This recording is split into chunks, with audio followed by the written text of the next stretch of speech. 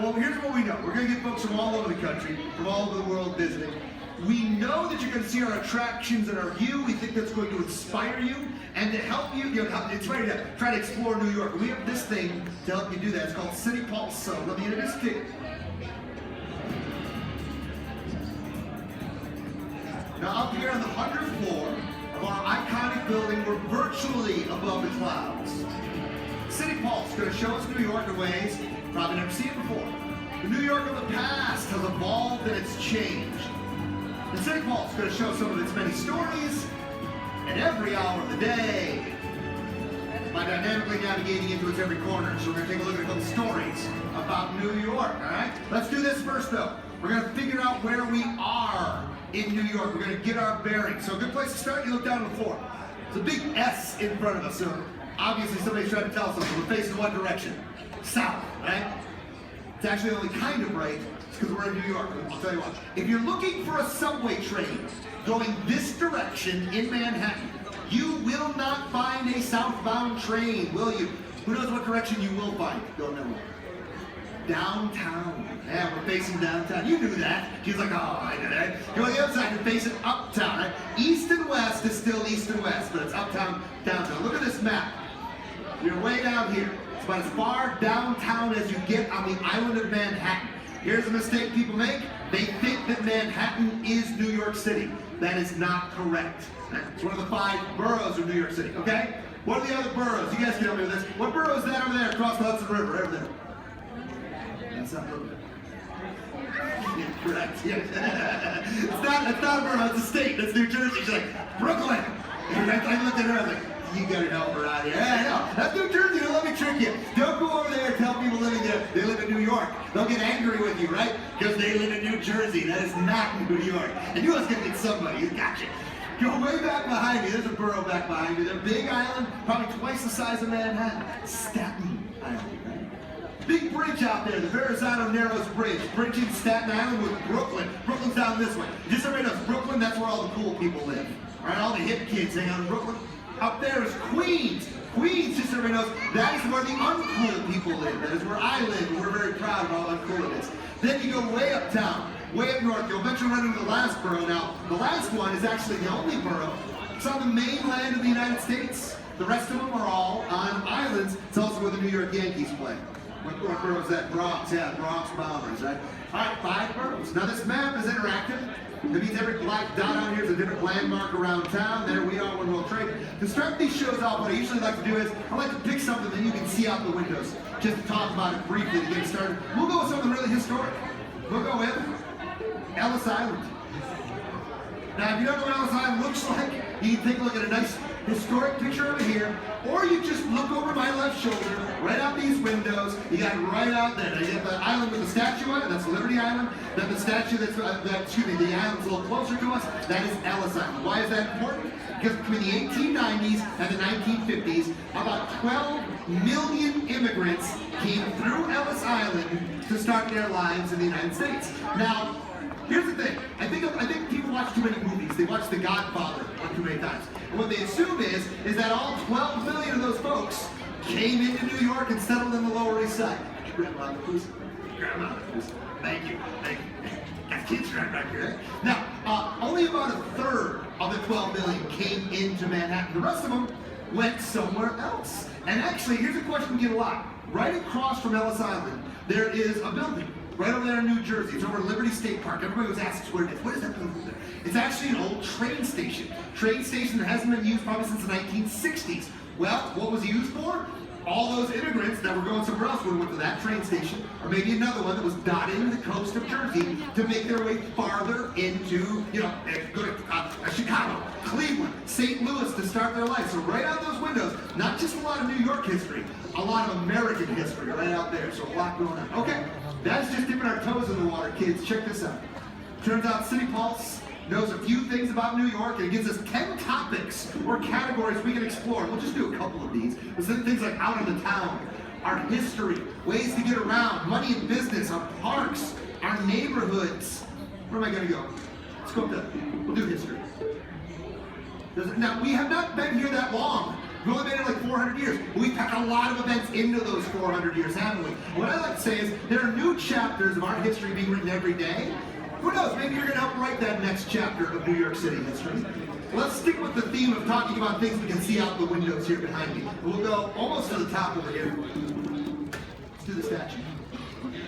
We're getting this area of the observatory taken care of. Right out these windows, you got Ellis Island, and then you got Liberty Island. That's the statue stand. You can look at it right here, just look over my left shoulder. It's right out there, right? Now, Statue of Liberty, that's not her real name. Her real name is Liberty Enlightening the World. I think that's a much better name than the Statue of Liberty. Liberty Enlightening the World. Now, over the years, she's become a symbol of not just liberty, but of freedom of the United States and of New York City. But, like many New Yorkers, she's from out of town, isn't she? Yeah, I'm from Ohio, right? But I'm a New Yorker. Who gave us the statue? Present from who? The French, our friends in France. Now the idea was, it was a gift for the 100th anniversary of our country. We were going to open her up in 1876. And the United States, we just had to pay for and build the pedestal that she was going to stand on, right? Now the French sent over her hand, the one with the torch in it, and we put it up at Madison Square Park as kind of an advertisement. Hey, look what we're going to get, right? Here's the problem with this whole plan. At the time, the United States was in the middle of a terrible economic crisis. We could not afford to build the pedestal that she's going to stand on. The hand stood at Madison Square Park for about 5 years. Kind of looked like it was kind of taunting us, like, hey, look what you can't have, right? Now, eventually, we were able to build the pedestal. Eventually, she did go up. She went up about 10 years later than they wanted to, though. 1886, not 1876. Now, a couple of changes happened over the years. You can see she had a couple facelifts. You can see the scaffolding here from the 1980s. Let me give you a couple things that changed about her that didn't require scaffolding. Let's go back to this picture. Her color. She's made of copper. Originally she had a nice bronze hue, right?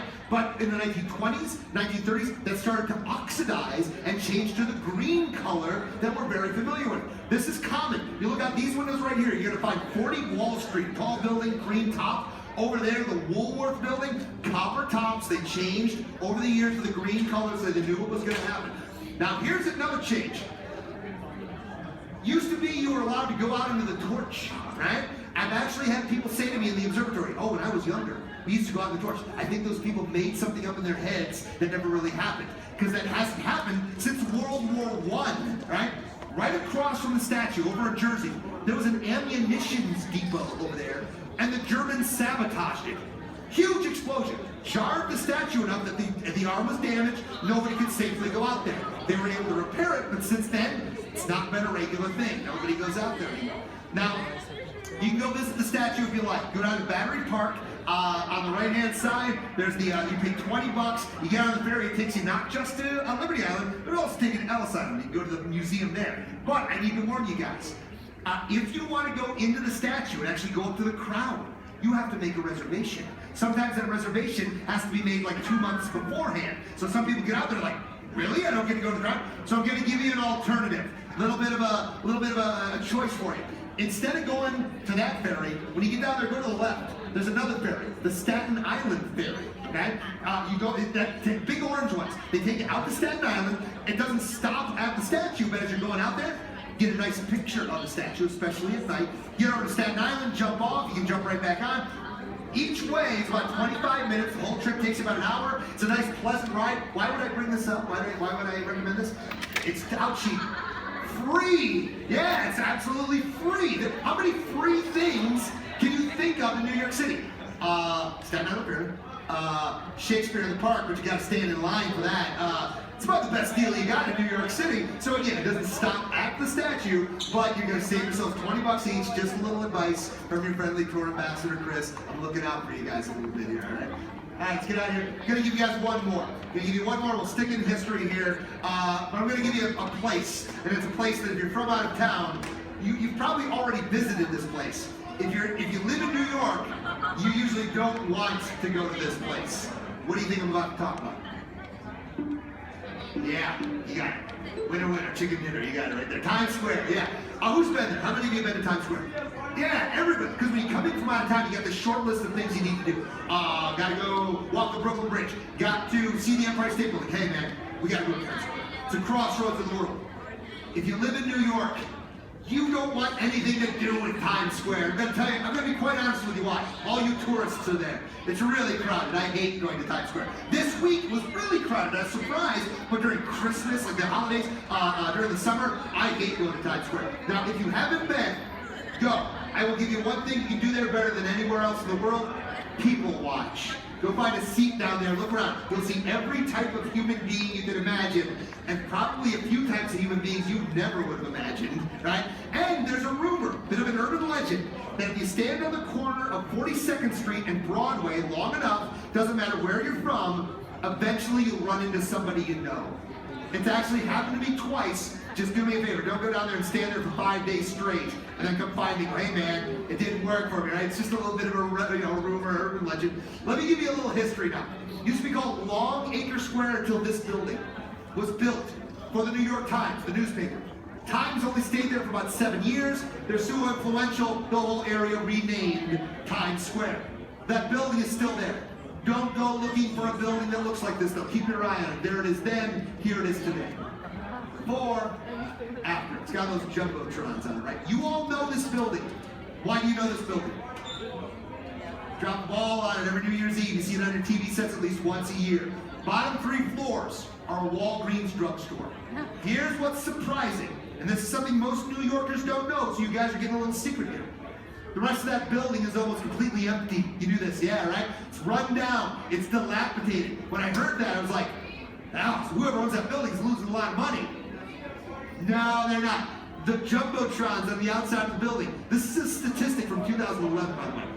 Making the owners about $23 million a year in advertising fees. That means they don't want tenants. Tenants are just people you gotta take care of, you have to keep upkeep. In fact, if you own a building in Times Square, there are regulations. You're supposed to have a certain percentage on the outside of the building covered with jumbotrons, covered with advertisements, and you're not even supposed to let them go dark for more than like 4 or 5 seconds at a time. So you know what that means? It means there's no understatement in Times Square. In fact, go to the uptown side of our observatory, look down towards Times Square. You will see the billboards glowing in the middle of the day because they're so bright. So yeah, no understatement in Times Square. So there you go. All right, so there's a little history for you. Now I'm going to give you a little bit of the present, as in what's going on right now, called the buzz. Instagram, Twitter feeds updating as I'm talking to you. Let me move Twitter out of the way though. Want to give you guys a list of some things that are going on. You're in New York, all kinds of stuff happening. This is a short list we've come up with, and it's got some good stuff. A couple of Broadway openings. Bright Star. That's a new musical written by anybody from the 80s. Edie Brickell, the writer of this, and Steve Martin, the comedian Steve Martin. He's a banjo player. It's got a lot of bluegrass music in it, so it's getting good reviews. Luna Park, that's Coney Island. I can see it right here. Just opened. The rides are running on the weekends now, so it just opened on Friday. International Auto Show. Guess where this guy's going to be tomorrow? Today's my birthday. For my birthday, I am going to the auto show tomorrow to check out some cars. Right? Yeah, thank you. Appreciate it. Okay, Iron Maiden. Anybody else from the 80s? Iron Maiden's in concert. Now, I'm not going to get to talk about this after today, so look at this. Notice what it says. What's it say? Full Bunny Contact. It's Easter today, isn't it? Yeah, when they have the Easter egg hunts for the kids, this isn't for kids. This is for the adults. You pay money. You go into like a big cage. You try to gather the Easter eggs. In the cage with you are men wearing the Easter Bunny costumes you see at the mall. They're wearing shoulder pads. They're trying to keep you from getting the eggs. Full Bunny Contact. This kind of stuff going on here in New York, kids. Welcome to New York. If that's not your thing, here's some more cultural events. Some of the best museums in the world are here in New York City. That is not an overstatement at all. Metropolitan Museum of Art, MoMA, American Museum of Natural History. All kinds of stuff to do, and there is a reason for that. There are a lot of people in New York, not just tourists. 8.5 million people make their lives just in the 5 boroughs. Go down to our streets, look around. Sense the energy, the passion these folks bring to New York every day, making it so vibrant, so compelling, making it the city that never sleeps. Now up here in the observatory, say you're not from New York, doesn't matter, you're all New Yorkers now, you're honorary New Yorkers, that's the power they give me up here. It's kind of scary, isn't it? You're part of our city, you are part of our city story. Our hope is that your visit with us today might inspire you in some positive way. Folks, my name's Chris. You got questions, they talk to me or any of my friends working up here. We're happy to try to answer your questions for you. Again, thank you for listening. Appreciate your time. Thank you.